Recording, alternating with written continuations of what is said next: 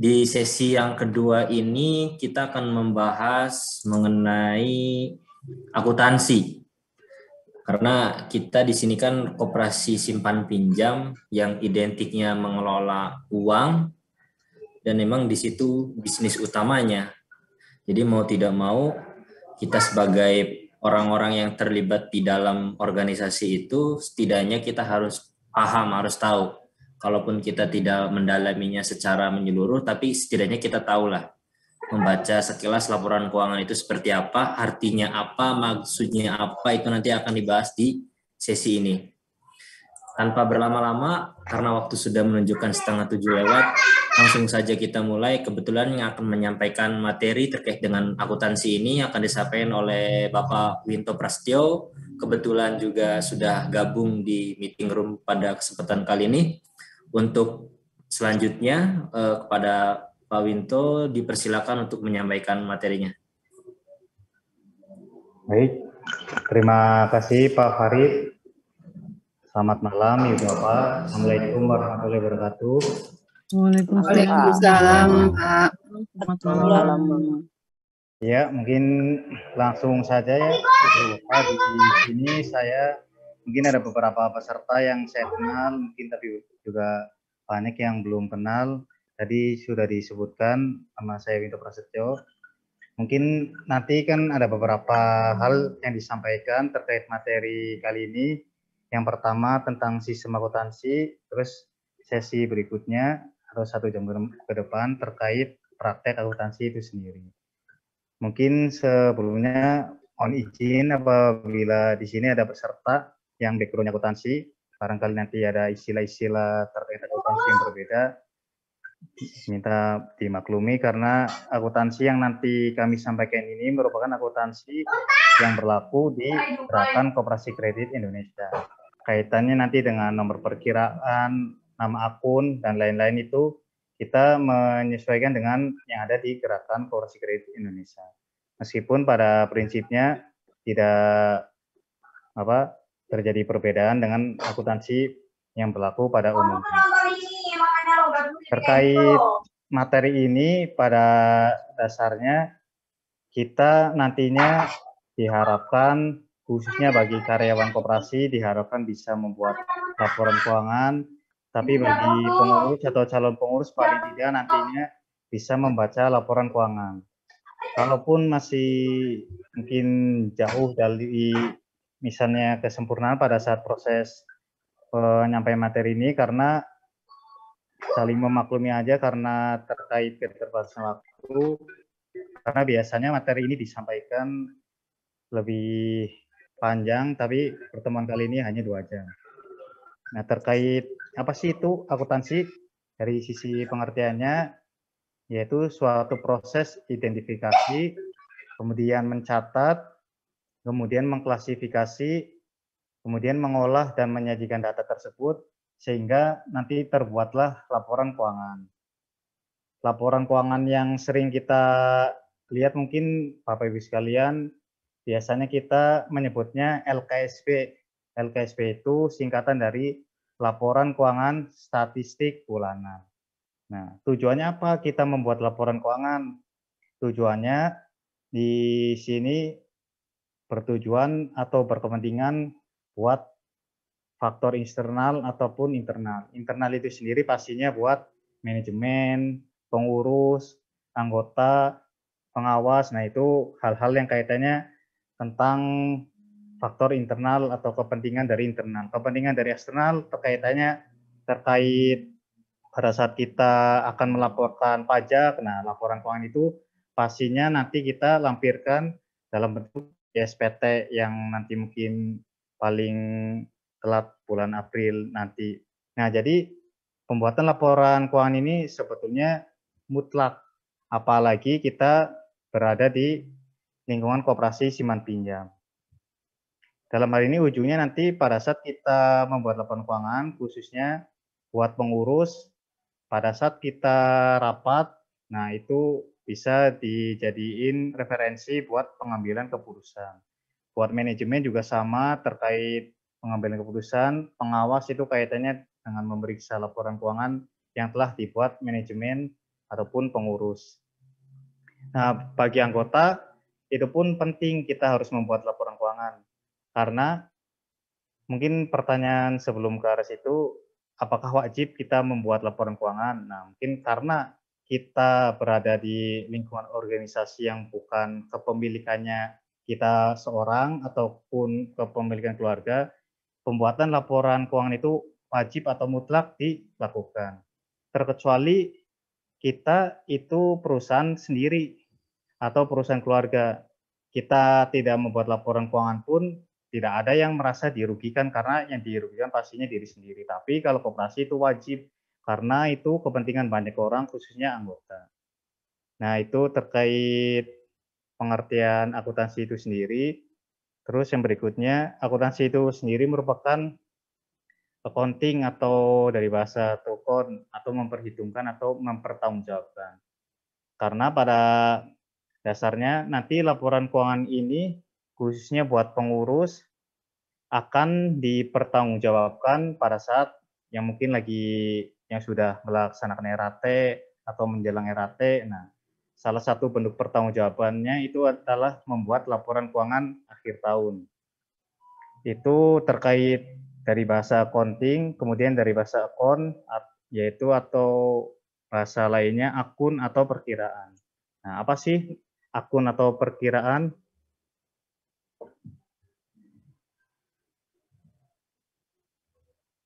Nah, akun atau perkiraan itu sendiri merupakan suatu daftar yang digunakan dalam sistem akuntansi untuk menggambarkan posisi saldo akun dan transaksi yang mempengaruhinya. Jadi akun-akun ini kalau kita sering melihat laporan keuangan minimal koperasi kita masing-masing, di situ kan ada kas, ada bank dan lain-lain. Nah, itu merupakan akun. Akun ini merupakan wadah yang kita namakan untuk mengumpulkan semua transaksi yang terjadi di koperasi kita. Masalah akun itu nanti dibahas di slide berikutnya. Terus yang terkait klasifikasi. Pada dasarnya laporan keuangan itu nantinya dibikin bentuknya berupa ada 5, cuman yang sering kita lihat atau wajarnya minimal kita membuat 2 laporan keuangan, yaitu neraca atau yang mungkin nama terbarunya laporan posisi keuangan. Dan yang kedua, laporan rugi laba atau yang mungkin sering kita sering dengar juga laporan perhitungan hasil usaha, itu sama saja. Nah, itu merupakan hasil dari laporan keuangan minimal kita bikin 2, meskipun pada akhirnya sebetulnya bisa dibikin 5, yaitu ada laporan perubahan modal, laporan perubahan arus kas, sama yang terakhir laporan atas catatan penjelasan pos-pos. Cuman kita lumrahnya biasanya cukup 3 yang ada di laporan bulanan atau LKSP. Nah, dilihat dari sisi kekekalan, klasifikasi akun tuh dibagi jadi 2 pada dasarnya, yaitu akun real sama akun nominal. Akun real ini akun-akun yang disajikan dalam neraca tadi dalam bentuk aktiva, kewajiban, dan ekuitas. Kemudian yang kedua, akun nominal, yaitu akun-akun yang disajikan dalam bentuk rugi laba berupa pendapatan dan biaya.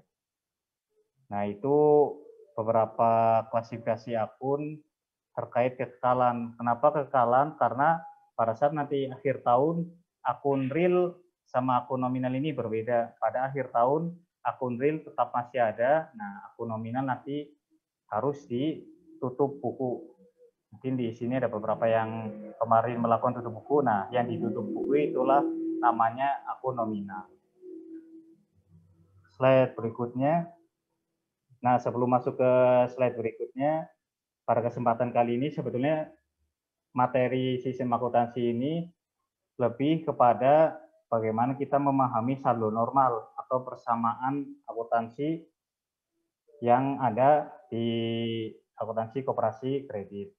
Karena pada dasarnya dengan kita memahami persamaan akuntansi atau yang mungkin di sini ada yang background akuntansi, itu merupakan saldo normal. Jadi pada saat kita sudah memahami persamaan akuntansi atau saldo normal itu, mau gimana pun transaksinya kita bisa menjurnal. Jadi pada intinya, tadi kan pengertian akuntansi itu sendiri kan melakukan identifikasi. Identifikasi di sini itu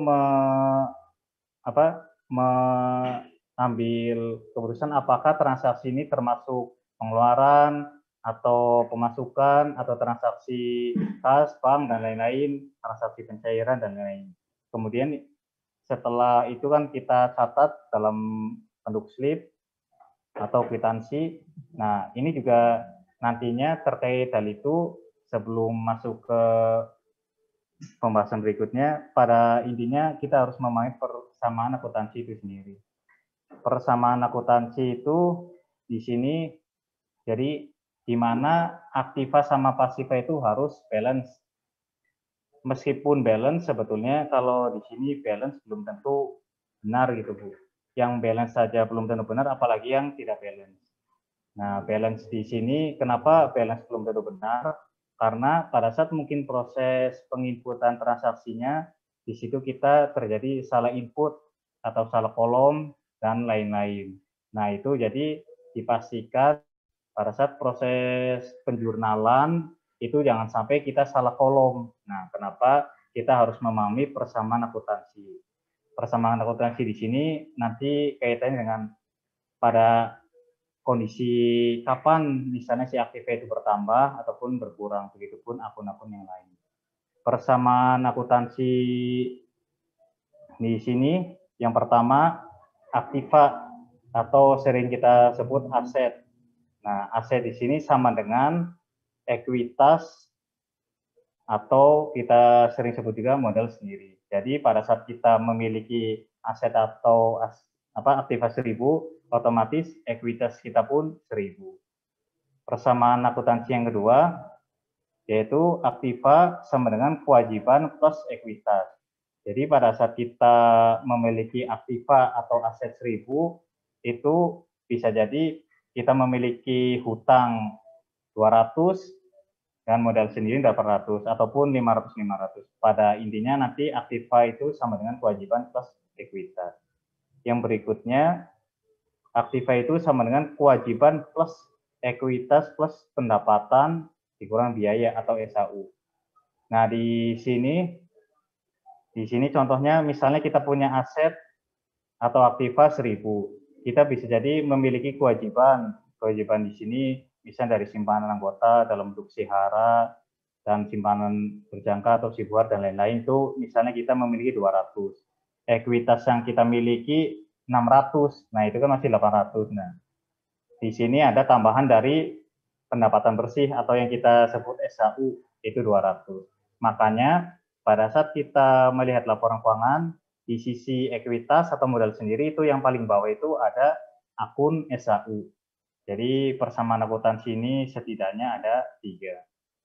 Kalau ditanya berapa kekayaan bersih yang kita miliki atau yang koperasi miliki, nah kalau yang kita miliki itu yang persamaan akuntansi paling atas, karena kita tidak memiliki hutang, itu yang dinamakan kekayaan bersih yang dimiliki koperasi kita.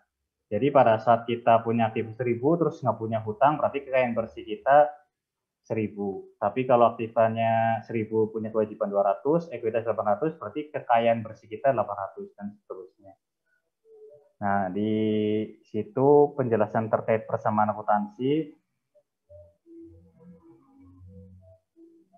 Nah, di sini nanti saya tampilkan dulu terkait saldo normal.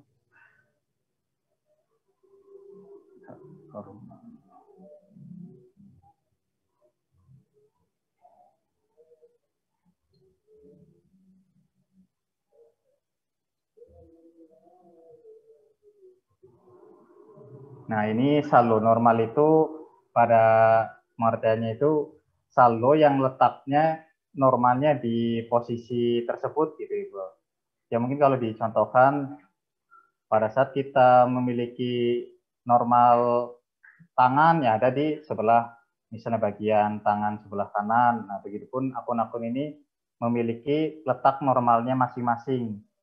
Nah, di sini terkait letak normal akuntansi atau saldo normal akuntansi, yang pertama tadi kan disebutkan terkait aktiva, ada aktiva, ada pasiva. Nah, aktiva itu terdiri dari dua setidaknya, aktiva lancar dan aktiva tetap.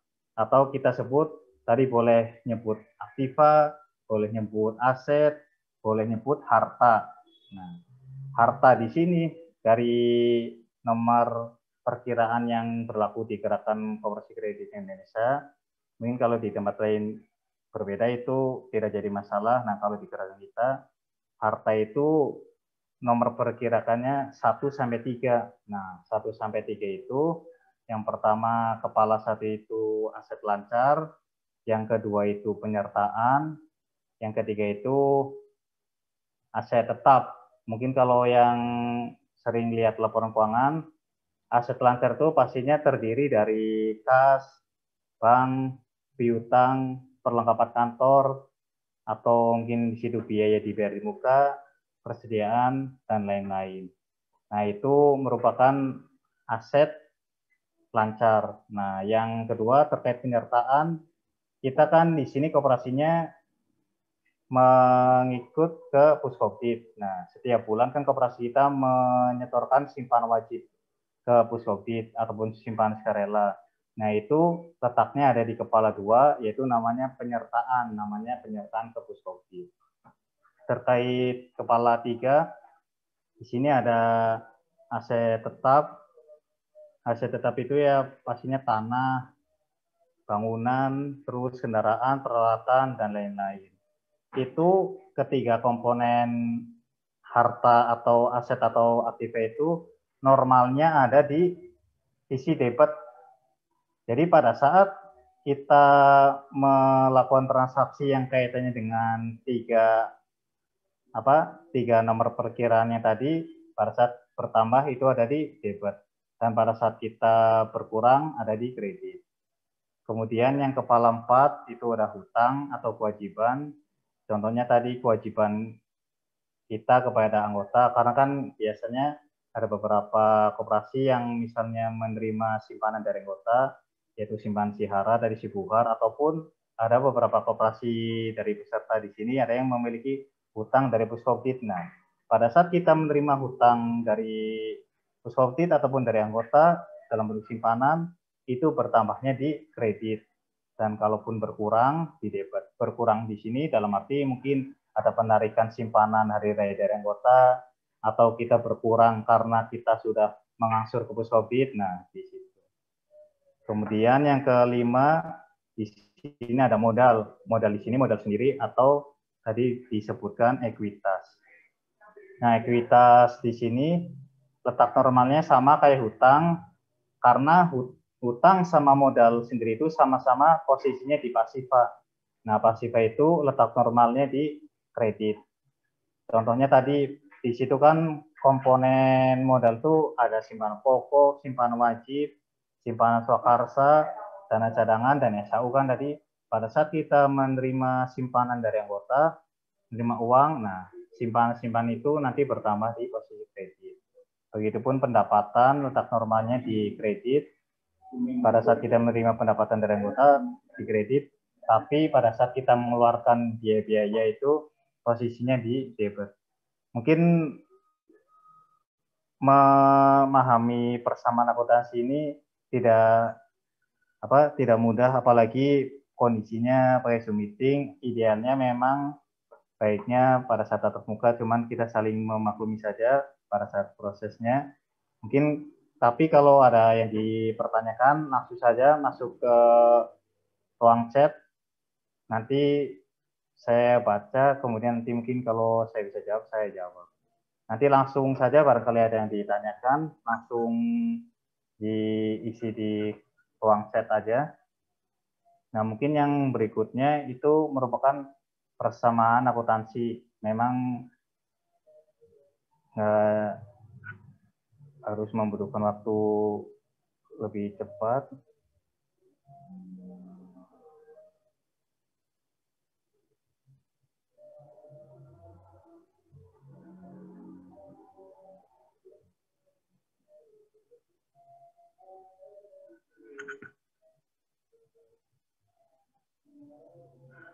Nah, itu persamaan akuntansi atau letak normal.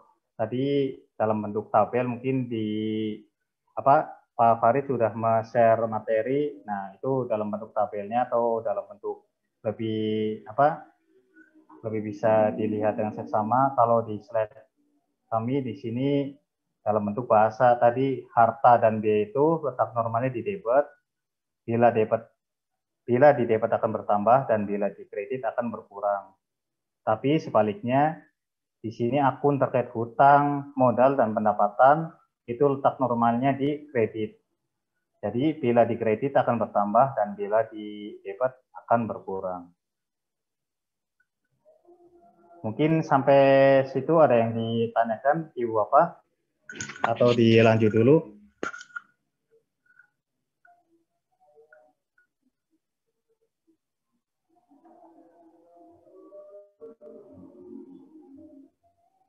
Ini lanjut dulu terkait slide berikutnya. Tadi sudah disebutkan terkait akun itu apa pengertiannya. Nah, di sini di slide berikutnya kode atau akun-akun yang ada di Aktiva atau di Pasiva. Yang pertama tadi sebetulnya sudah dicontohkan terkait pertama kepala 1 itu namanya harta lancar atau aset lancar atau aktiva lancar, terdiri dari kas, bank, piutang, dan lain-lain. Kepala 2 penyertaan, kepala 3 tanah. Nah, di sini juga harta tetap bisa dibagi menjadi 2, yaitu harta tetap berwujud dan harta tetap tidak berwujud. Harta tetap berwujud itu di sini kaitannya, jadi harta yang kita miliki yang secara umur ekonomisnya lebih 1 tahun terus juga berwujud. Nah, kebalikan dari itu harta tidak berwujud. Contohnya di sini hak cipta atau contoh lain yang ada di koperasi Bapak Ibu, kalau yang sudah pakai Sikopdit, nah itu Sikopdit masuknya golongan harta tak berwujud. Karena itu bentuknya tidak bisa kita raba, kita pegang, nah itu harta tak berwujud. Namanya kalau Sikopdit itu bisa dinamakan lisensi Sikopdit. Nah, di situ. Mungkin sebelum masuk ke slide berikutnya, terkait harta tetap ini, setidaknya kan di sini ada tanah, gedung, peralatan. Nah, nantinya di sini pada saat proses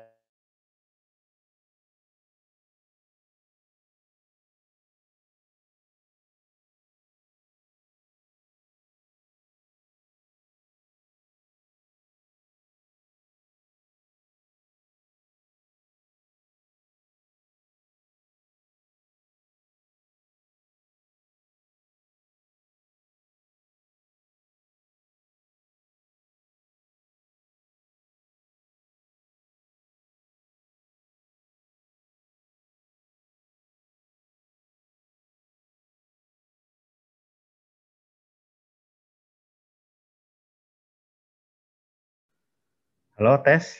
Jelas, Pak? Oh iya, tadi Jelas, wifi-nya lepas kayaknya, Pak. Ya tadi mungkin kalau ada yang mau ditanyakan langsung ke kolom chat saja. Meskipun tadi di materi yang 1 jam pertama ini terkait sistem akuntansi yang ada di koperasi kredit. Nah, untuk tadi dilanjutkan, tanah itu nggak perlu disusutkan karena secara ekonomis kecenderungan tanah kan pasti naik. Nah, kenapa tanah itu tidak disusutkan, terkecuali tanah kita ada di daerah yang rawan longsor atau misalkan tanah-tanah kita digunain buat pertambangan, nah itu bisa disusutkan. Tapi dengan kondisi normal kayak yang kita miliki itu tidak perlu disusutkan. Tapi tidak semua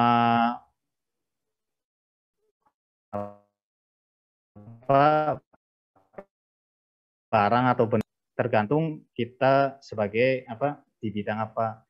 Kalau kita misalnya di bidang properti, otomatis tanah dan bangunan itu bukan di harta tetap tapi di persediaan. Tapi karena kita kondisinya buat operasional, nah itu masuk ke harta tetap. Meskipun di sini contoh harta tetap lain yaitu peralatan. Mungkin sambil mencontohkan saja, di sini kan tadi keterangan harta tetap itu harta yang dimiliki perusahaan yang nilai umur ekonomisnya lebih dari 1 tahun, kemudian juga yang siap dioperasionalkan, nah itu bisa diakui harta tetap.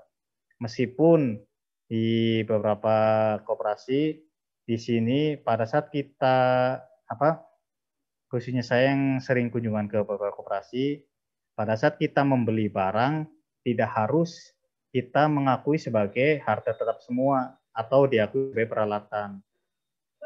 Mungkin sebagai contohnya pada saat kita membeli flash disk, kalkulator, nah mungkin secara teori keterangan itu emang masuk ke harta tetap karena kan flash disk, kalkulator mungkin harga-harga yang sedikit itu emang umur ekonomisnya 1 tahun.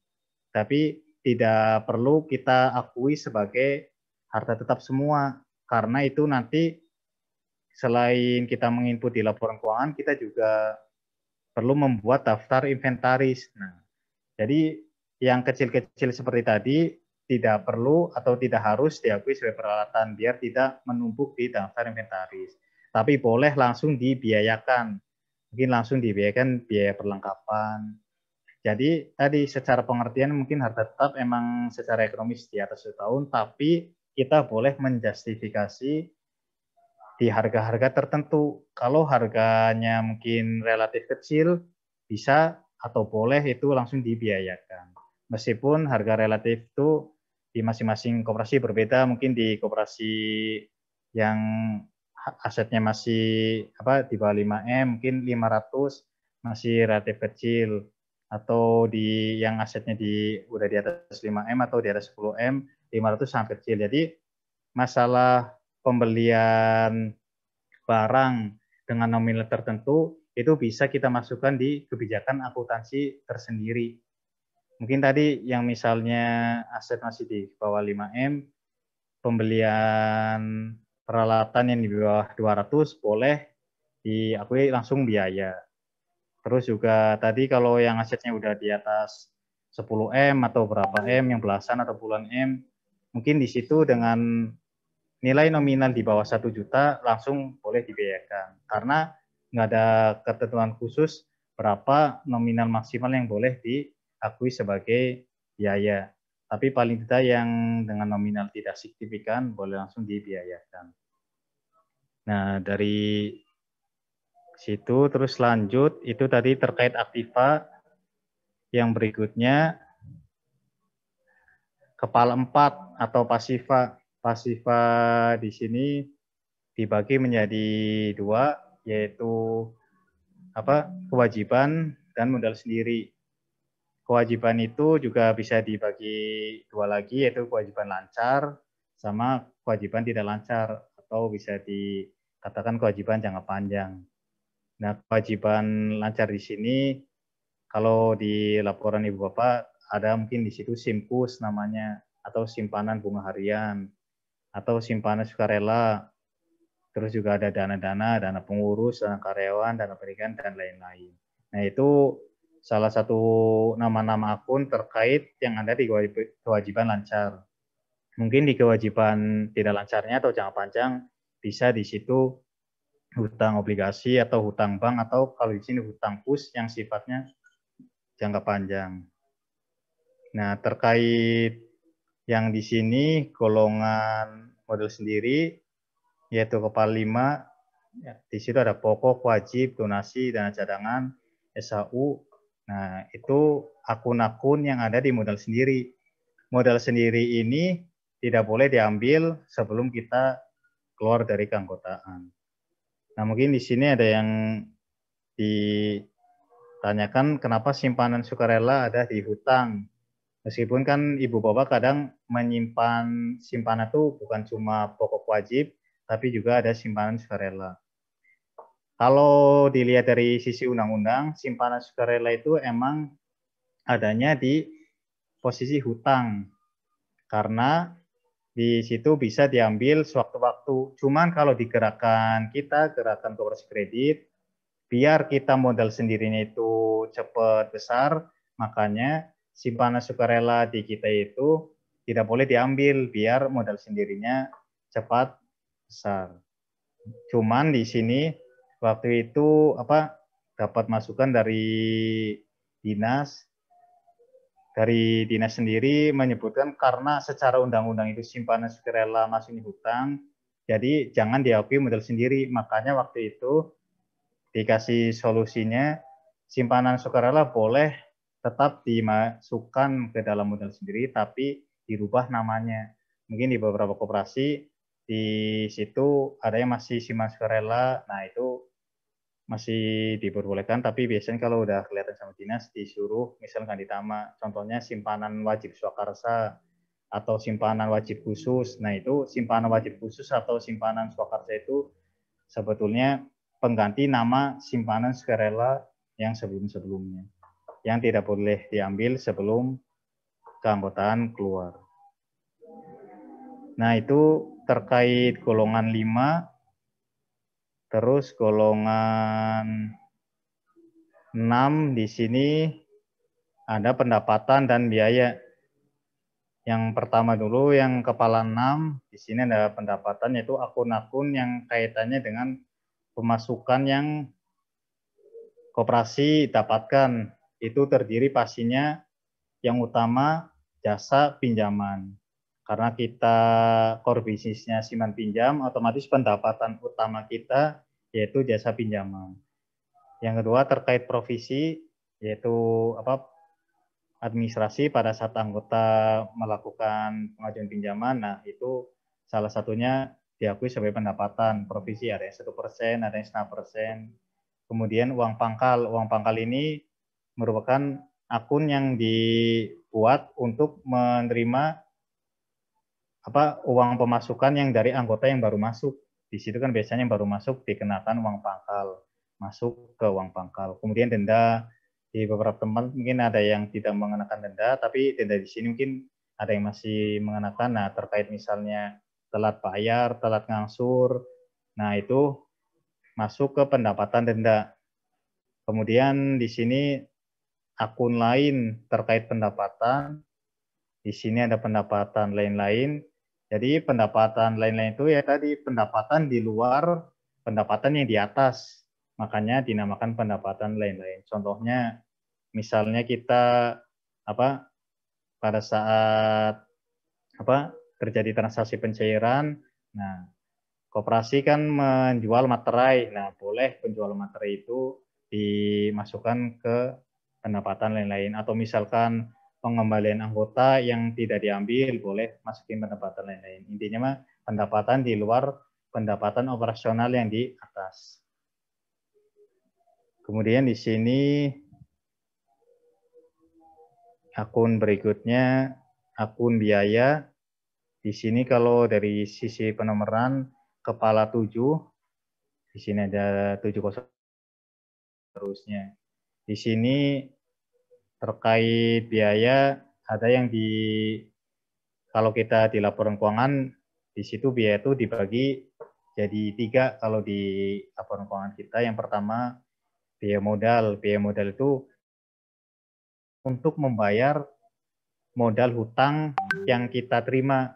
Di sini kan ada biaya bunga simpanan khusus, berarti biaya yang kita keluarkan untuk membayar bunga simpanan khusus anggota. Terus yang 704, biaya bunga utang, itu biaya yang kita keluarkan untuk membayar hutang kita dari pihak luar. Mungkin dalam hal ini Puskobdit. Nah, di situ kalau kepala 70 itu termasuknya biaya modal. Jadi biaya yang dikeluarkan untuk membayar modal yang kita terima. Kemudian yang kepala 7.1 itu biaya operasional.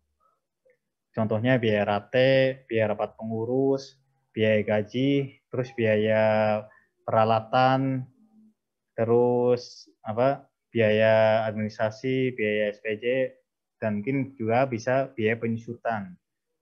Nah, yang ke berikutnya kepala 8 itu biaya non operasional. Jadi biaya yang tidak ada kaitannya dengan operasional sehari-hari yang terjadi di koperasi kita. Seperti contohnya kepala 800, biaya administrasi atau pajak bank, karena itu nggak ada kaitan secara langsung dengan operasional kita, masuk ke biaya non-operasional. Begitupun biaya lain-lain. Biaya lain-lain ini biaya yang tidak terkait dengan biaya-biaya yang di atas, seperti contoh misalnya bisa bayar parkir, atau terus terkait biaya menjamu tamu dan lain-lain, itu bisa masukkan ke biaya lain-lain. Mungkin sebelum masuk ke materi berikutnya, mungkin perlu disampaikan tadi kan salah satu biaya operasional di kita itu ada yang namanya biaya penyusutan. Biaya penyusutan ini kan tadi biaya yang muncul karena kita menyusutkan nilai ekonomis dari harta tetap yang kita miliki. Kalau ditanya apakah biaya penyusutan itu mengeluarkan uang, pastinya tidak, karena yang kita keluarkan itu bukan uang, tapi mengeluarkan nilai ekonomis atau menyusutkan nilai ekonomis dari harta kita. Karena yang mungkin bisa digarisbawahi terkait biaya ini, mungkin kalau dari saya mungkin bisa digarisbawahi, tidak semua biaya itu pengeluaran dan tidak semua pengeluaran itu biaya. Nah, jadi kuncinya di situ. Jadi tidak semua biaya itu pengeluaran dan tidak semua pengeluaran itu biaya. Nah, mungkin contoh yang kalimat pertama, tidak semua biaya itu pengeluarannya tadi, biaya penyusutan. Kita emang mengakui biaya, tapi secara uang kita tidak keluar. Karena kan kita cuma menyusutkan nilai ekonomis dari harta tetap yang kita miliki. Karena waktu itu ada yang nanya, biaya penyusutan itu uangnya kemana? Padahal kita atau kasirnya nggak ngeluarin uang. Ya tadi, biaya keluar itu muncul karena untuk menyusutkan harta tetap. Nah, itu kalimat pertama terkait tidak semua biaya itu pengeluaran. Nah, kalimat yang kedua, tidak semua pengeluaran itu biaya. Contohnya tidak semua pengeluaran itu biaya, yaitu pada saat kita membeli harta tetap. Nah, di satu sisi kita mengeluarkan uang, tapi kita tidak boleh mengaku sebagai biaya. Nah, itu kalimat tidak semua pengeluaran itu biaya. Jadi, intinya mah pengeluaran sama biaya itu beda. Pengeluaran itu kaitannya dengan pada saat kita ngeluarin uang, kaitannya sama menambah harta kita, tapi pada saat kita pengeluaran itu pasti kaitannya dengan uang yang kita keluarkan. Itu saja mungkin Bapak Ibu, barangkali ada yang mau ditanyakan dulu, barangkali terlalu cepat juga karena biar masuk ke materi berikutnya. Cuman ini masih ada waktu 15 menit untuk materi berikutnya, yaitu materi praktek.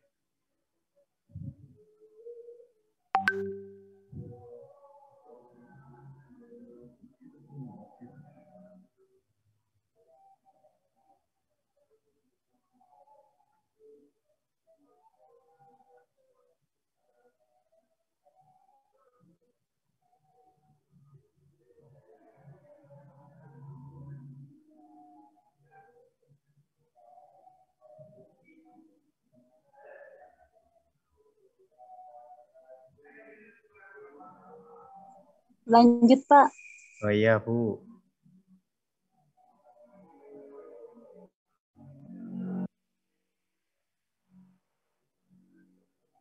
Nah, itu yang terkait materi pertama itu merupakan sistem akuntansi yang ada di Gerakan Profesi Kredit Indonesia.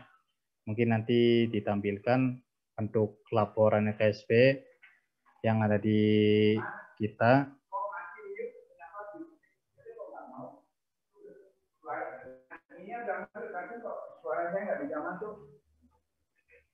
Kalau nggak ada yang ditanyakan, mungkin bisa lanjut dulu ke materi berikutnya, yaitu praktek akuntansi. Meskipun pada saat nanti kita masuk ke praktek, kita di sini cuma memberi contoh jurnal secara sederhananya. Nanti mungkin kalau yang lebih detailnya di selanjutnya, yaitu pelatihan lanjutan spesialis akuntansi. Kalau di sini lebih ke jurnal-jurnal sederhana. Ini sebagai contohnya. Tapi sebelumnya kan kayaknya Pak Farid sudah memberikan materi berikut kunci jawaban kepada Ibu Bapak terkait contoh kasus pada saat praktek kali ini.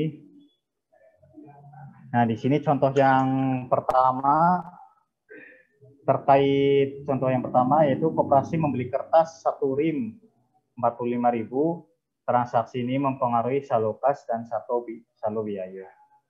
Nah, di sini secara jurnalnya yaitu karena tadi biaya itu saldo normalnya di debit, jadi bertambah di debit. Jadi jurnalnya biaya TK bertambah di debit. Nah, karena letak normal kas itu ada di debit, nah di sini berlawanannya bukan bertambah, ini mah berkurang, jadi di kredit. Nah, itu contoh yang pertama. Kalau contoh yang pertama itu kaitannya mempengaruhi 2 akun, yaitu kas dan biaya TK. Contoh yang kedua ini mempengaruhi 3 akun. Contohnya, koperasi menerima angsuran pinjaman pokok sebesar 1 juta dan jasanya 200. Transaksi ini mempengaruhi saldo kas dan saldo piutang anggota dan saldo pendapatan jasa. Nah, di sini transaksi yang dipengaruhi karena kita terima uang, otomatis kas kita bertambah 1.200.000. Kemudian di kreditnya di situ ada piutang anggota. Karena piutang anggota itu aktiva lancar, ini berkurang, pastinya di kredit. Cuman yang pendapatannya karena letak normalnya di kredit, jadi bertambah di kredit. Jadi pada saat kita penjurnalan itu bukan cuma mempengaruhi 2 akun, tapi bisa 3 atau bahkan lebih. Nah, di sini jurnal contohnya, ini proses akuntansi koperasi kredit. Terkait proses akuntansi itu sendiri tadi dijelaskan mengidentifikasi, mencatat, mengelompokkan, hingga membuat laporan keuangan. Di sini dari poin LKSP itu tadi kan bentuk laporan keuangan statistik bulanan. Dari mana sih? Mungkin kalau saya pas ke koperasi ada beberapa mungkin pengurus yang masih belum tahu proses LKSP itu dibuat dari mana. Nah, di sini LKSP itu dibikin yang pertama dari transaksi anggota atau transaksi dengan non-anggota. Transaksi itu nanti kita identifikasi apakah itu pemasukan atau pengeluaran. Setelah itu kita rekam atau kita catat dalam bentuk slip uang masuk atau slip uang keluar.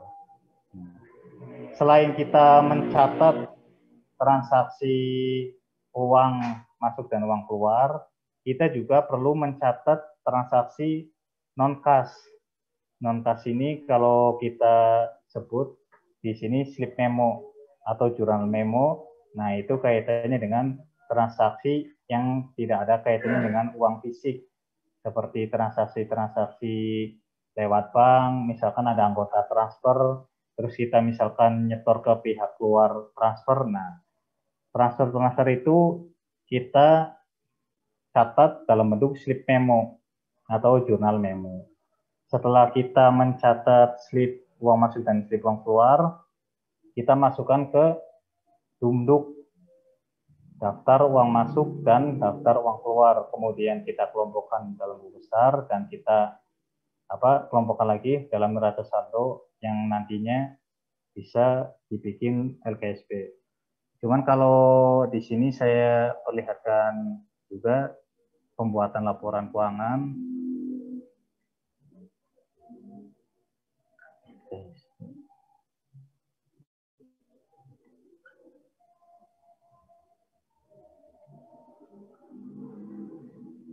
Nah, ini merupakan tampilan laporan keuangan yang sering ini Bu Bapak lihat di buku RAT.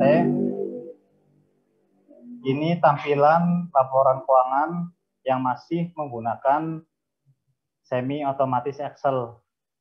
Kalau yang sudah pakai Skopit, mungkin tampilannya sedikit berbeda, tapi secara prinsipnya sama, nama akun dan laporan yang ditampilkan atau disajikan. Mungkin sebagai contoh,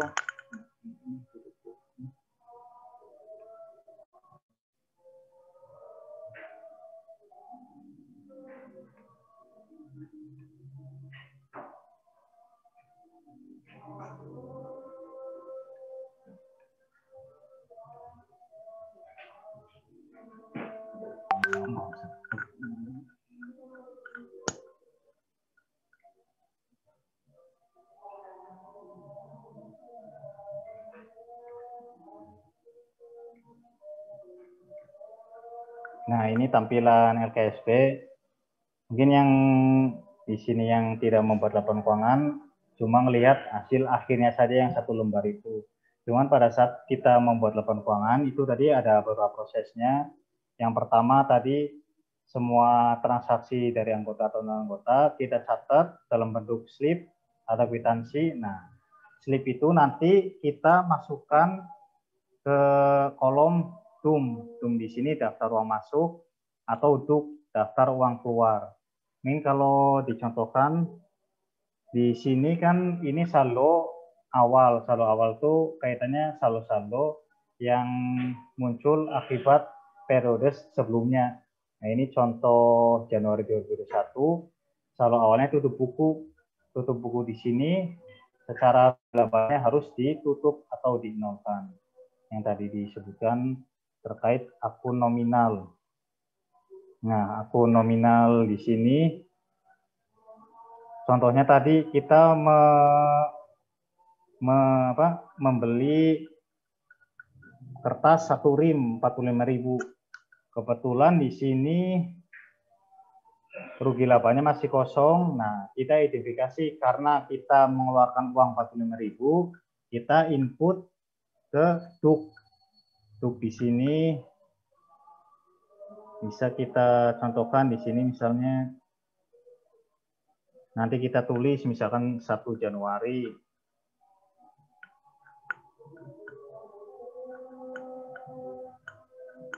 Atau berapa?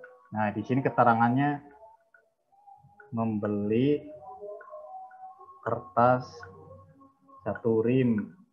Tadi kan nominalnya 45.000. Nah, sistem yang kita bikin ini mempermudah buat orang yang membuat laporan keuangan.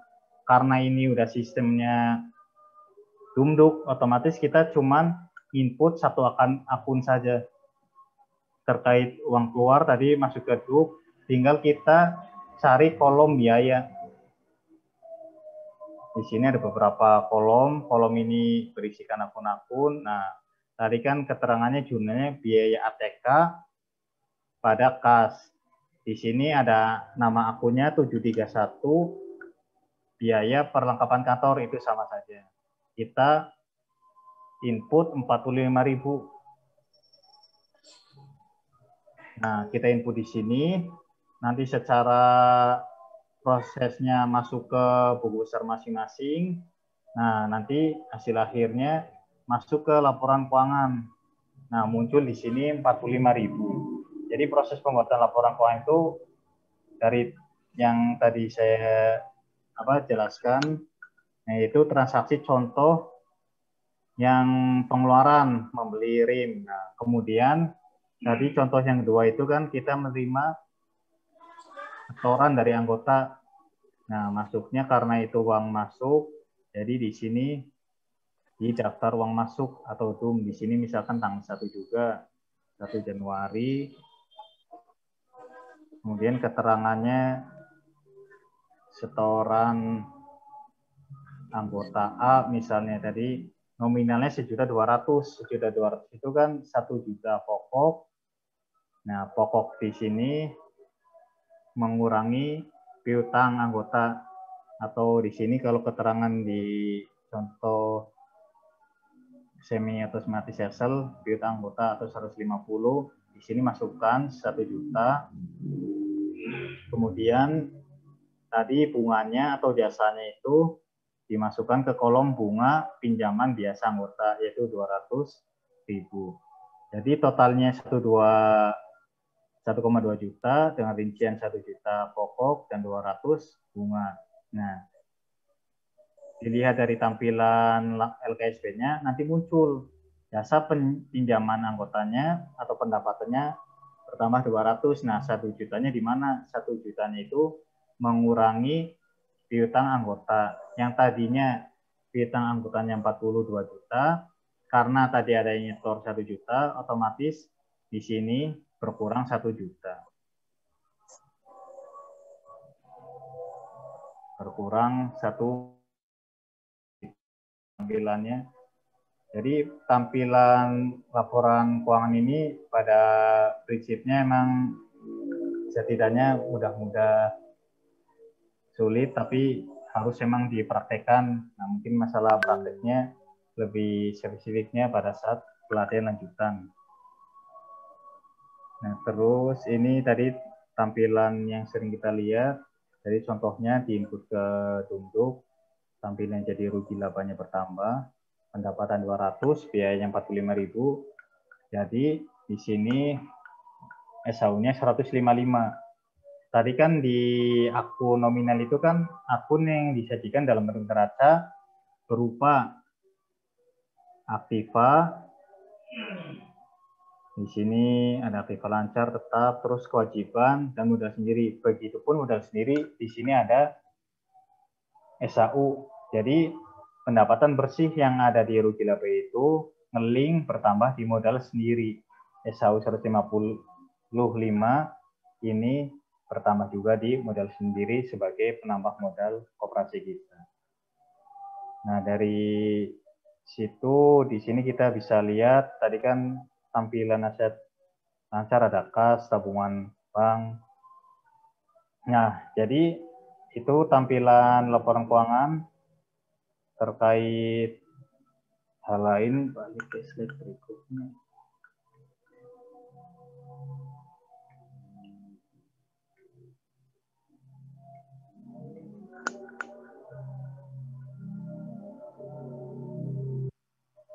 Nah, mungkin tadi contoh kasus kemudian dimasukkan ke sistem. Biasanya yang koperasi baru masih menggunakan semi otomatis castle yang bentuknya kayak tadi, tapi yang udah lama biasanya sudah pakai scope yang lebih lebih terkini, lebih valid juga pada saat pembuatan laporan keuangan. Nah, terkait slide berikutnya, tadi itu transaksi secara pengertiannya suatu kejadian atau peristiwa yang berhubungan dengan ekonomi antara pihak-pihak terkait, baik bersifat tunai maupun non-tunai yang dapat menimbulkan perubahan terhadap harta atau keuangan. Jadi pihak-pihak terkait di sini ada anggota atau luar anggota. Atau di sini non-tunai tadi, biaya penyusutan itu karena kita tidak mengeluarkan uang, tidak bisa kita input di Dumduk atau daftar uang masuk, daftar uang keluar. Karena biaya penyusutan itu kan bukan merupakan pengeluaran. Nantinya di jurnalnya ke jurnal memo. Jurnalnya kan nanti biaya penyusutan itu di debit, kreditnya akumulasi penyusutan kendaraan misalnya. Nah, itu contoh terkait jurnal memo. Atau misalnya kita mau input transaksi tadi bunga bank atau pajak bank, nah itu ada di jurnal memo. Yang bukti-bukti transaksi ini merupakan perekaman transaksi secara tertulis. Jadi tadi semua transaksi yang kita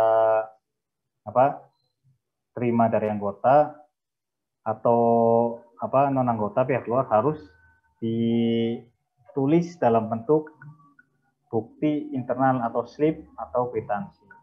Karena di beberapa tempat kalau kita transaksi yang tidak kita input dalam bentuk slip itu takutnya ada terjadi kecurangan yang dilakukan oleh karyawan koperasi. Karena kan bisa saja kan kita mengeluarkan uang tapi slipnya nggak ada, atau jangankan itu ada slipnya pun bisa terjadi fraud atau kecurangan. Bisa saja kan dibikin double slip. Mungkin slip aslinya pengeluaran beli barang 1 juta, cuman karyawannya bikin slip palsu jadi 1.500.000. Nah, itu bisa terjadi. Tapi pada prinsipnya semua transaksi itu harus di jurnal biar tidak terjadi fraud atau kecurangan yang dilakukan oleh karyawan. Nah, terkait slide berikutnya, di sini ada SUM, SUK, atau SM. Nah, SUM ini slip atau kwitansi yang digunakan untuk mencatat transaksi uang masuk secara tunai. Kalau SUK itu slip uang keluar untuk mencatat transaksi uang keluar secara tunai. Kalau SM itu slip memo, adalah catatan transaksi memorial kayak tadi biaya penjutan, transaksi lewat bank, ini mah transaksi di luar non tunai. Nah, di sini terkait pengertian jurnal itu sendiri, akuntansi Kopdit mengenal dua jenis jurnal, jurnal khusus dan jurnal umum. Yang tadi saya tampilkan itu merupakan jurnal khusus yang disebut DUM, daftar uang masuk dan daftar uang keluar, atau DUK. Atau jurnal umum, keduanya berfungsi sebagai pencatatan transaksi secara kronologis. Nah, tadi ini kalau di slide-nya tampilannya seperti itu. Cuman tadi sebelumnya saya tampilin secara praktek real di lapangan, tampilnya seperti tadi. Di situ ada daftar uang masuk, di situ ada kolom-kolom simpanan pokok, simpanan wajib, dan lain-lain.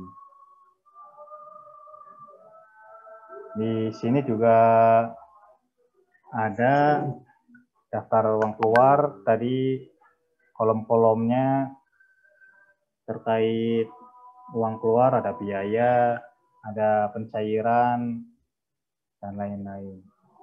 Jurnal umum ini atau tadi sering disebut juga jurnal memo atau slip memo yang kaitannya mencatat transaksi yang tidak ada kaitannya dengan transaksi tunai seperti tadi bunga bank, pendapatan bank, biaya penjutaan, dan lain-lain. Nah, di sini setelah kita jurnal, kita kelompokkan ke buku besar, yang dimana buku besar itu sendiri merupakan buku yang berfungsi sebagai pengelompokan, pengidentifikasian sesuai dengan akunnya masing-masing.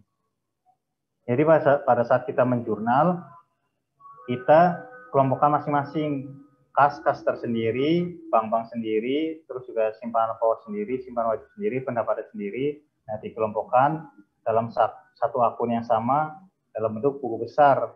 Proses pengisian buku besar ini berasal dari jurnal, DUM, DUK, atau jurnal umum atau slip memo.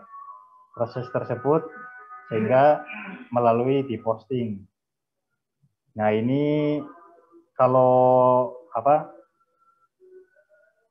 mengajarnya tatap muka biasanya kita praktek dalam nginput jurnal, terus juga bikin buku besar. Nah, tampilan buku besar seperti ini. Nanti kita masukkan letak normalnya di debit atau di kredit. Kemudian setelah kita membuat buku besar, kita memindahkan dalam neraca saldo yang berfungsi sebagai bahan penyusutan laporan keuangan untuk menguji atau mengontrol saldo-saldo buku besar telah benar dan balance. Kemudian pencatatan diambil dalam saldo buku besar per periode akun yang disebut pengiktisaran. Jadi tadi neraca saldo ini nanti di input lagi dalam bentuk laporan keuangan. Tadi kan tujuan bikin neraca saldo itu menguji atau mengontrol saldo buku besar telah benar atau balance. Biarpun tadi balance belum tentu benar karena takutnya ada yang salah input dan lain hal. Kemudian pencatatan diambil dari saldo buku besar per periode akuntansi yang disebut pengiktisaran.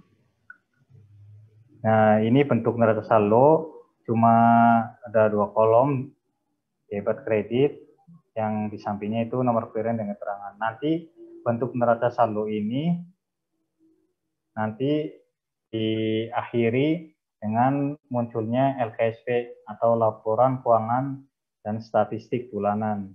LKSP ini merupakan hasil akhir dari suatu proses akuntansi yang wajib dibuat tiap akhir bulan. Jadi tadi setiap hari harus transaksi anggota atau non-anggota dicatat, dibikin, di-slip, terus di jurnal, masukin ke Tumduk. Nah, nanti di akhir bulan keluarlah hasil yang namanya LKSP, laporan keuangan dan statistik bulanan. Nanti pada saat kita membaca laporan keuangan, ini udah habis. Lihat berikutnya.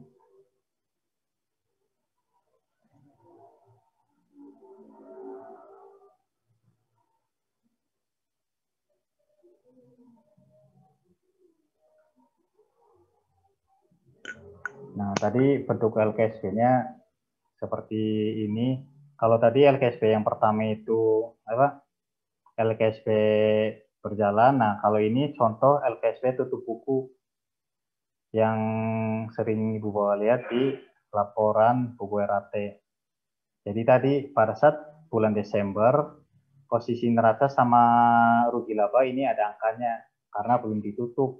Nah, pada saat kita melakukan tutup buku, kita menutup angka-angka yang ada di rugi laba.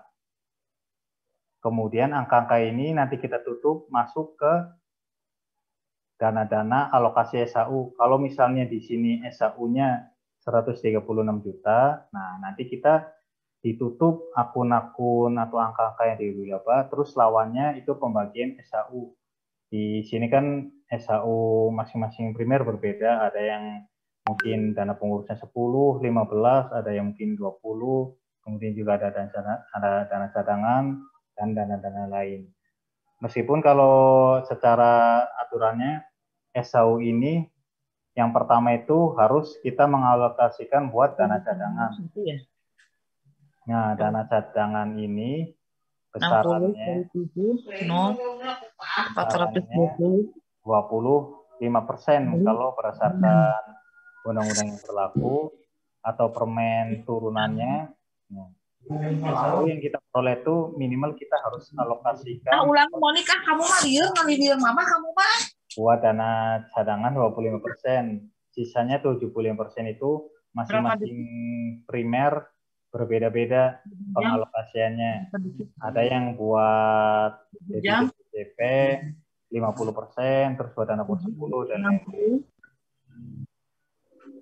Nah, nanti masuknya di sini 60 pada saat SAU 420 kali 6 kita di sini ditutup di sini 0. Nah, nanti pindah ke pembagian SAU. Kayak di sini dana cadangan tutup buku dengan dana cadangan Desember kan berbeda 27 juta.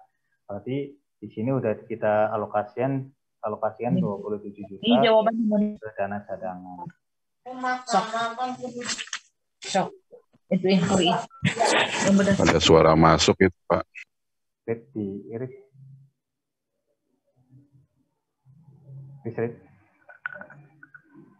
Nah, mungkin sampai situ dulu Pak. Materi akuntansi ini memang tidak mudah, terus juga mungkin ada yang sedikit membosankan. Baiknya mah di sini partisipasi dari peserta itu bisa lebih ditingkatkan. Kaitannya mungkin di sini bisa bertanya apapun yang kaitannya tentang laporan keuangan di koperasi Bapak Ibu bisa langsung ditanyakan.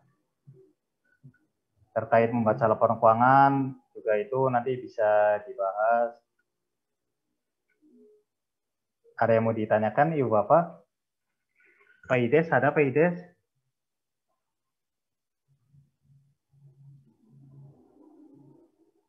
Buatin. Sini ada beberapa yang mungkin saya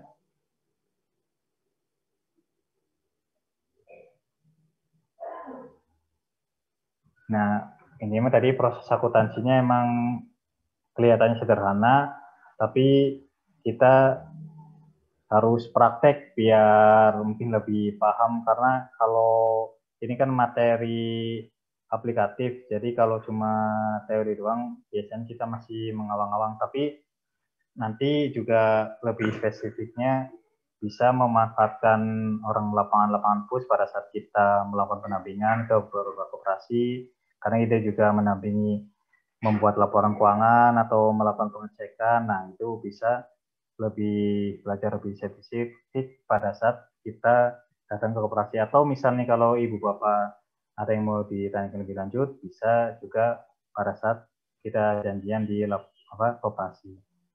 Nah, mungkin lanjut saja. Tadi sedikit ulasan materi sistem akuntansi dengan praktek yang sederhana. Mungkin di situ prakteknya saya tampilin 2 transaksi saja karena biar efektif waktu. Nah, di sini kita mencoba membaca laporan keuangan. membaca laporan keuangan di sini, mungkin di sini tadi kan posisi neraca itu kan ada aktiva sama pasiva. Nah, aktiva pasiva ini pasti angkanya harus sama. Di aktiva di sini 1,8, pastinya di pasiva juga 1,8. Meskipun tadi sama pun belum tentu benar pada saat transaksinya. Bukan cuma salah input, ada beberapa kasus yang karyawannya yang sengaja input salah karena kaitannya dengan kecurangan yang dilakukan. Nah, itu nanti fungsinya pengawas melakukan pengecekan. Nah, di sini pada saat kita membaca laporan keuangan, kondisi yang ada di tampilan layar Ibu Bapak, di sini ada aktiva pasiva. Pada saat kita membaca laporan keuangan, kita bisa membaca dari sisi pasiva dulu. Pasiva ini tuh bisa dikatakan sebagai sumber dana yang kita miliki. Sumber dana yang kita miliki itu dari mana saja sih? Di sini kan ada 2 akun, yaitu kewajiban dan modal sendiri. Jadi sumber dana yang kita miliki itu pastinya yang pertama dari simpanan pokok, wajib, dana cadangan, dana risiko, dan SAU. Mungkin dari modal sendiri dulu. Jadi sumber dana yang kita miliki itu berasal dari simpanan pokok. Kalau simpanan pokok kan tadi anggota itu menyetor sekali gitu pada saat masuk anggota. Nah, itu sumber dana yang pertama berasal dari simpanan pokok. Kalau simpanan wajib, setoran yang dilakukan anggota setiap bulan. Nah, mungkin di sini dana cadangan, terus juga dana risiko, itu angkanya dari mana? Nah, kalau dana cadangan ini berasal dari alokasi pembagian SAU setiap akhir tahun. Mungkin kalau tadi ini kan tutup buku 2020, ini kan nambahnya 27 juta. Nah, dana cadangan tahun 2020 itu bertambahnya atau alokasi dari SAU itu cuma 27 juta. Kenapa di sini menghasilkan 382? Nah, 382 itu jadi akumulasi alokasi dana cadangan udah bertahun-tahun semenjak koperasi Bapak Ibu berdiri. Jadi tidak ujuk-ujuk, mungkin ada beberapa anggota atau Bapak Ibu yang baru masuk 5 tahun atau berapa tahun, sedangkan koperasi kita itu udah berdiri puluhan tahun atau mungkin tadi belasan.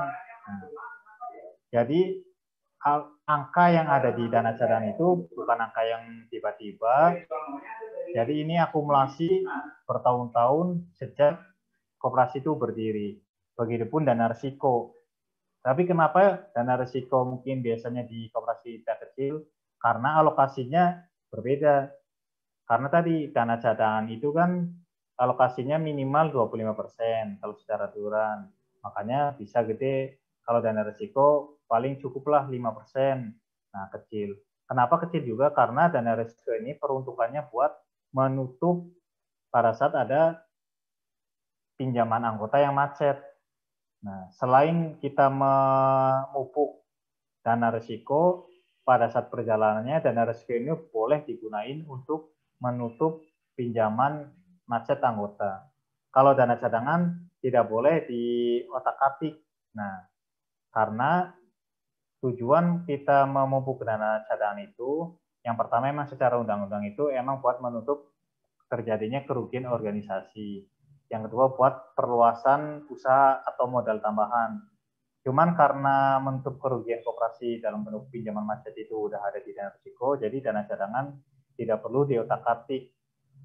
Terkecuali situasional, misalnya terjadi kerugian koperasi besar dan itu tidak bisa ditutup dengan dana risiko, tapi itu prosesnya pasti dengan kesepakatan di rapat anggota.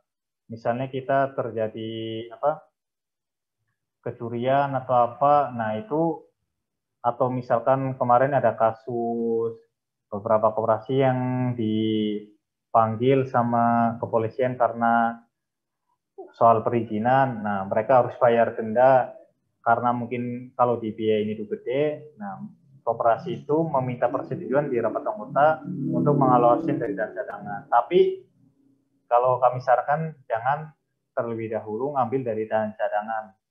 Tapi kalau sebisa mungkin dari biayain atau misalkan dari dana yang lain. Nah, itu dana cadangan itu akumulasi bertahun-tahun sejak berdiri.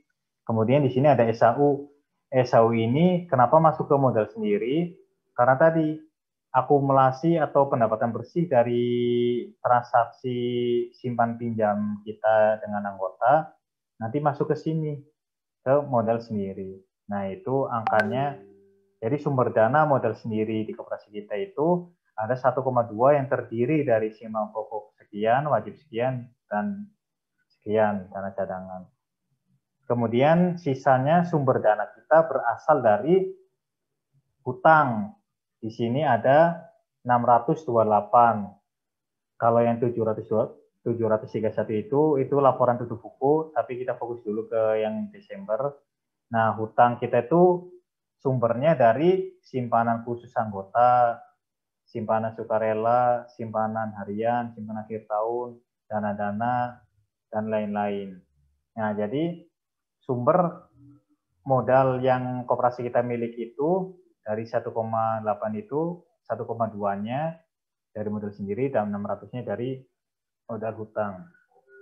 Mungkin ada pertanyaan dari Bapak Ibu, mungkin ada nggak sih uang dana cadangan? Karena di beberapa tempat kadang saya ditanya seperti itu, dana cadangan 350. Ada enggak itu uangnya 350? Nah, asumsinya kan tadi, kalau pasifa itu sumber dana itu nama-nama uang kita itu atau harta kita itu dari mana aja. Nah, itu pasifa. Kalau aktiva itu penggunaan dana. Jadi uang kita itu nempel di mana aja. Bahasa sederhananya nempel di mana aja. Nah, di sini nempel 1,8 itu nempel di kas 5 juta, di bank 160, di simpanan khusus Pusopti 900, di piutang biasa itu uang kita yang dipinjamkan ke anggota 450. Jadi kalau ditanya dana cadangan kita ada atau enggak, ada pastinya. Karena kita secara laporan keuangan kan udah balance tadi. Bukan berarti kita head to head-in sama misalkan tadi dana cadangan 350. Ini kas aja cuma 5 juta. Terus bank cuma 170, cuma totalnya 175. Kalau di plus-plusin pasti seolah nggak ada karena dana cadangan 350, uang kas dan di bank cuma 170 kan kurangnya banyak. Perlu diingat juga karena tadi kita juga punya uang di Puskopit dalam bentuk simpanan khusus Puskopit sebesar hampir 1 M. Jadi kita tidak perlu takut dana cadangan kita itu ada atau enggak. Selama kita likuiditasnya cukup, pasti ada. Kalaupun contohnya tidak ada, misalnya dana cadangan 350. Terus uang kita di kas, di bank, sama di Simkus Puskopit cuman 200 misalnya. Kan kurang 150. Tidak perlu takut uangnya ada atau enggak, pasti ada. Karena tadi tujuan kita pemupukan dana cadangan itu menurut undang-undang kan tadi salah satunya untuk menambah modal. Nah, uang 150 juta itu bisa saja lagi muter di anggota dalam bentuk pinjaman atau piutang anggota. Jadi perlu diingat juga pinjaman yang kita berikan ke anggota itu sumber dananya tadi ada di bawah, bukan cuma dari pokok wajib sukarela saja, tapi dari dana cadangan yang kita miliki. Karena pada saat kita analogikan diri kita sendiri, harta kita misalkan kita punya 1 M, tapi kan 1 M bisa jadi kita 500 jutanya hutang ke bank dan lain-lain. Nah, sama koperasi juga seperti itu. Kita punya 1 M, ditempelinya di mana aja? Bisa aja kita di kas fisik ini tuh mungkin di dompet, terus ada di rekening bank, terus mungkin di rekening yang lain, terus kita bisa juga minjemin uang ke teman kita. Nah, jadi 1 M tuh berbentuk macam-macam gitu, atau nempel kemana-mana, atau kita ikut saham, atau kalau di koperasi kita kan bentuknya penyertaan Puskopit. Nah, atau kita mungkin dari 1 M itu punya rumah senilai 500 juta, nah itu juga harta kita 500 rumah. Jadi pada saat kita membaca laporan keuangan itu harus utuh, jangan seolah-olah kita head to head antara angka atau antara akun dengan satu akun yang lain. Itu kita campur. Mungkin kalau dianalogikan, uang yang ada di dompet kita, misalkan 1 juta itu kita tidak bisa pilih-pilih uang dari gaji atau uang dari hutang teman. Nah, itu kan tercampur secara satu kesatuan. Jadi kita tidak bisa membaca laporan keuangan itu dipilah per akun atau per angka gitu.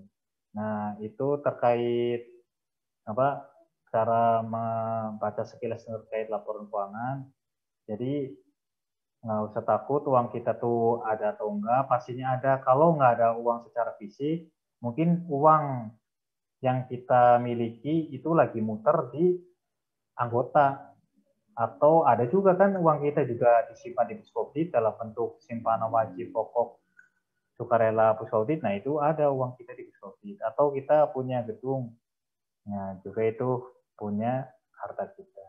Jadi intinya mah kekayaan kita itu bukan cuma dinilai dari berapa banyak uang fisik kita atau berapa banyak uang yang ada di bank kita. Karena harta tadi kan bukan cuma uang, tapi ada piutang, ada aset tetap, dan penyertaan. Contohnya mungkin kalau saya punya uang di dompet sama di bank 1 juta, tapi mungkin uang ibu ada 500, secara kasat mata mungkin pasti saya yang dianggap lebih kaya dibandingin ibu bapak yang cuma misalnya punya uang 500. Tapi tadi kalau kita melihat secara keseluruhan, mungkin ibu bapak punya harta rumah, mobil. Rumahnya tadi 500 juta, mobil 200. Saya mah misalnya cuma punya motor 20 juta. Secara kekayaan total bukan saya secara kasat mata yang lebih kaya, tapi ibu bapak yang memiliki semua harta yang tadi. Jadi pada saat kita melihat harta itu bukan cuma fisik kas doang, tapi harta tidak bergerak pun itu merupakan harta atau kekayaan yang kita miliki. Itu saja mungkin terkait sekilas membaca laporan keuangan. Ada yang ditanyakan Ibu Bapak?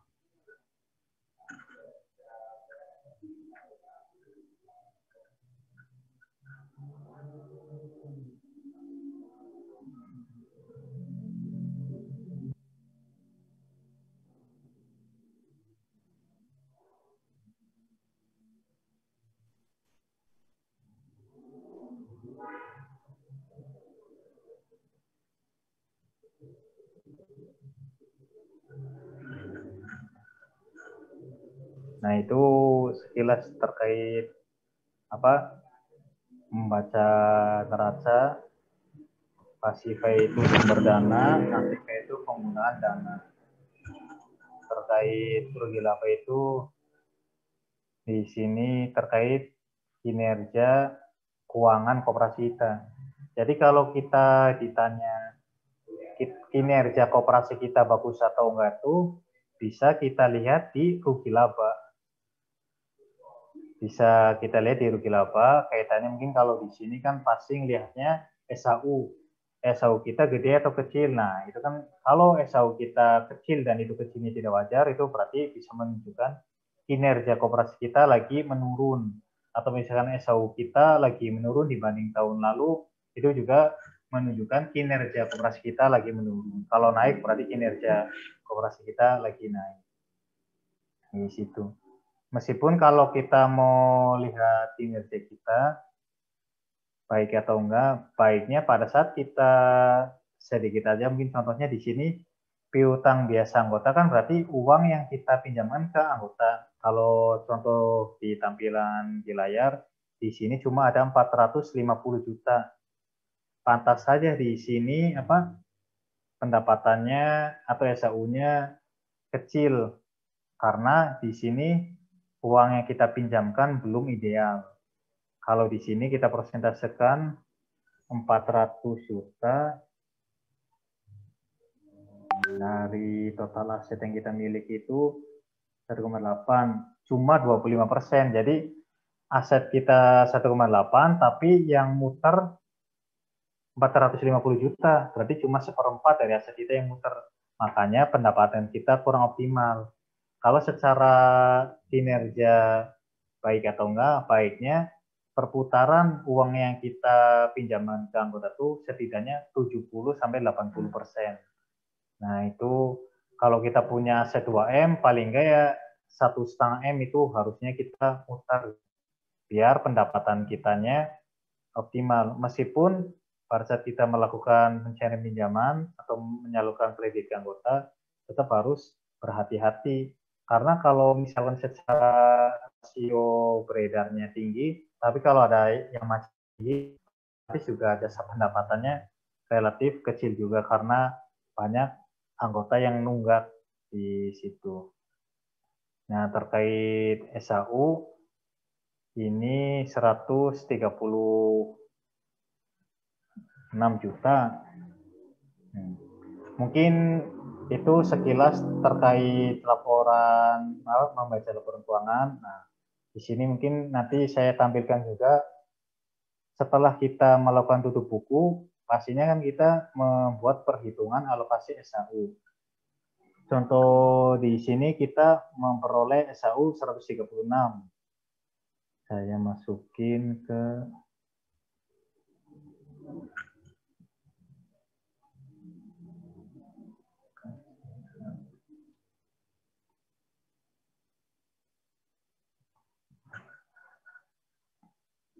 Nah, jadi nanti tampilan 136 juta itu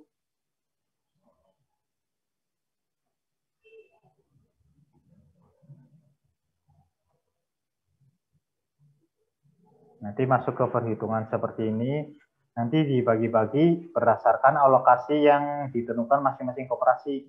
Kalau contoh di sini, dana pengurus 10%, dana pendidikan 3,5%, sosial 2%, dividen 35%, BCP 25%, dana cadangan 20%, dana risiko 2%, dana karya 2,5%. Ini persentase ini mah tidak baku, jadi masing-masing primer punya alokasinya masing-masing. Kalau di sini tadi misalnya dana cadangannya 25%, dana risikonya 5%. Nah, di sini dividen BCP cukup 50%. Di sininya 2,5%, dana sosial 1%,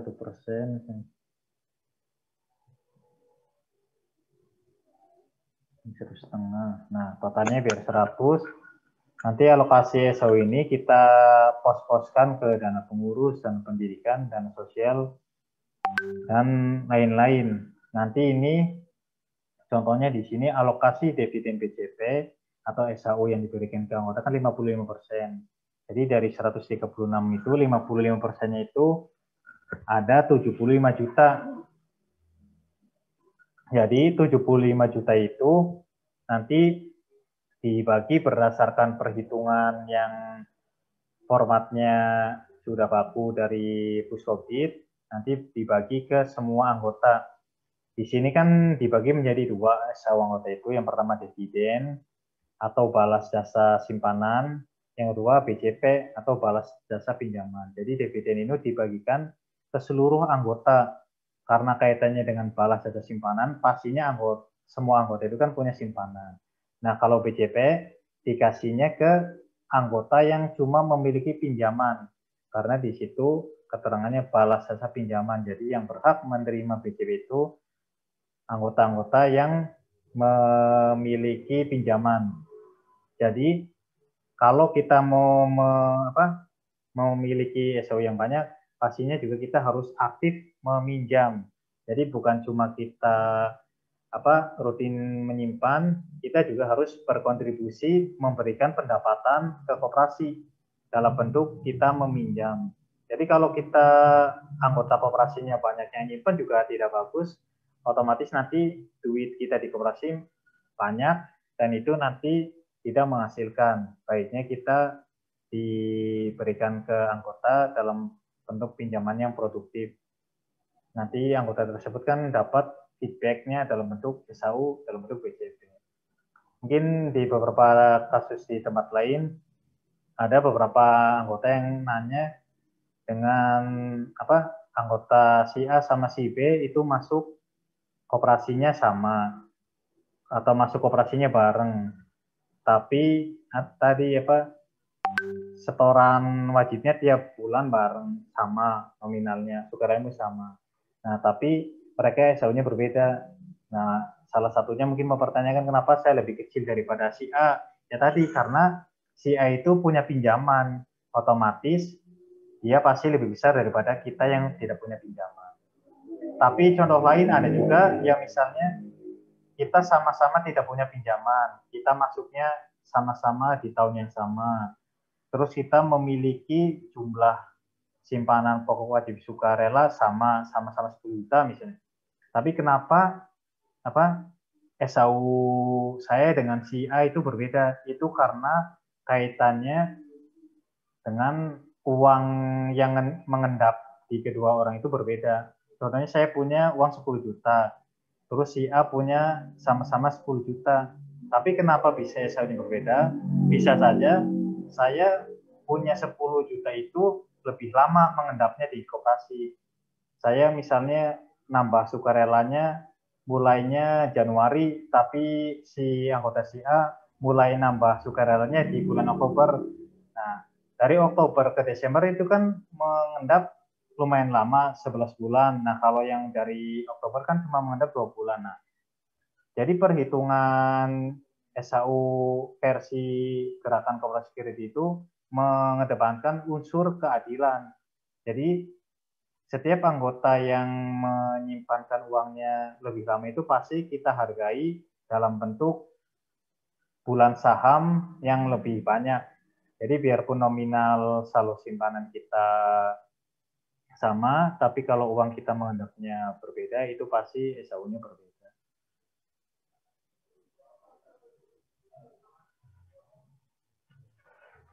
Nah, di situ kalau tampilan bulan sahamnya, contoh.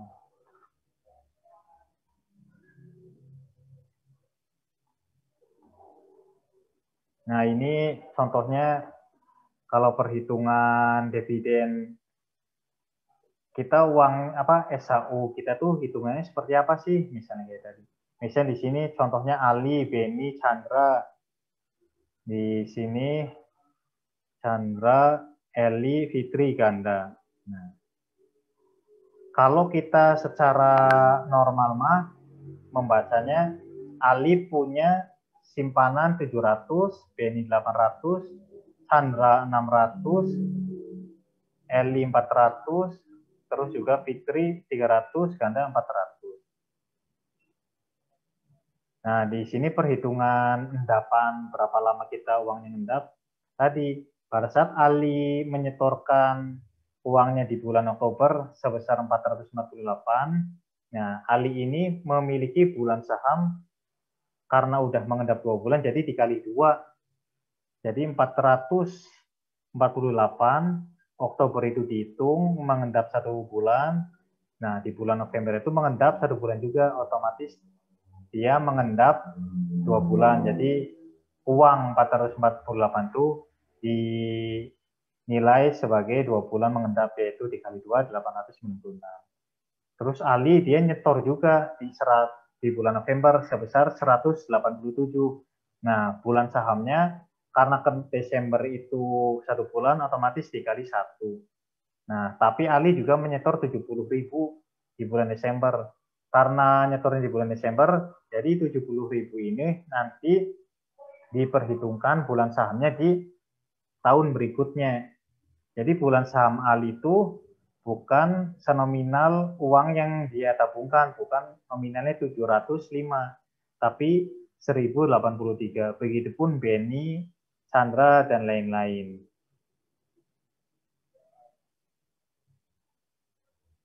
Itu pun dari bulan sahamnya seperti itu. Jadi pada intinya SAU yang kita terima itu jadi perhitungannya ada dan itu pasti tidak ada yang direkayasa apalagi menguntungkan salah satu pihak, tapi pastinya kita mengedepankan unsur keadilan.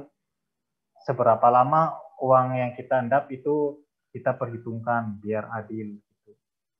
Karena kan nilai uang menyusut, jadi pastinya yang lebih lama yang lebih berhak menerima SAU lebih tinggi. dengan asumsinya saldo simpanan yang sama. Nah, ini bentuk kartu KSPA dari LKSP.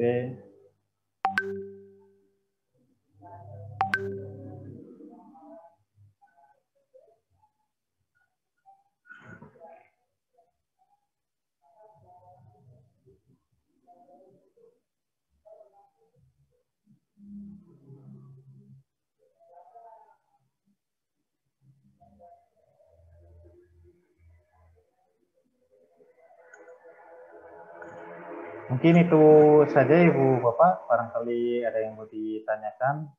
Mungkin tadi udah lumayan lama juga sebelumnya. Ini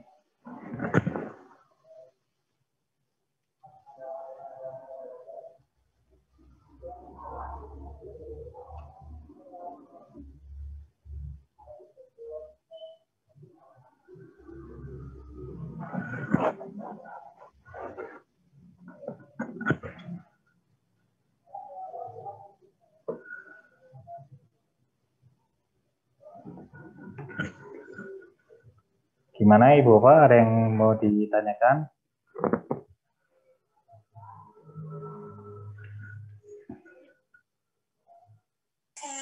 Cukup, Pak.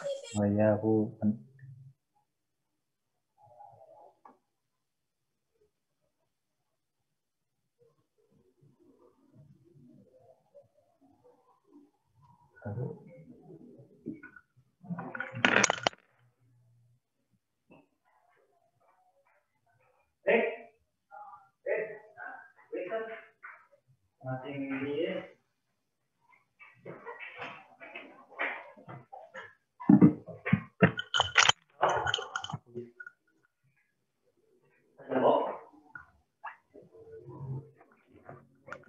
Ya mungkin kalau nanti ada ditanyakan bisa lebih lanjut. Sebelumnya saya kembalikan dulu ke Pak Farid.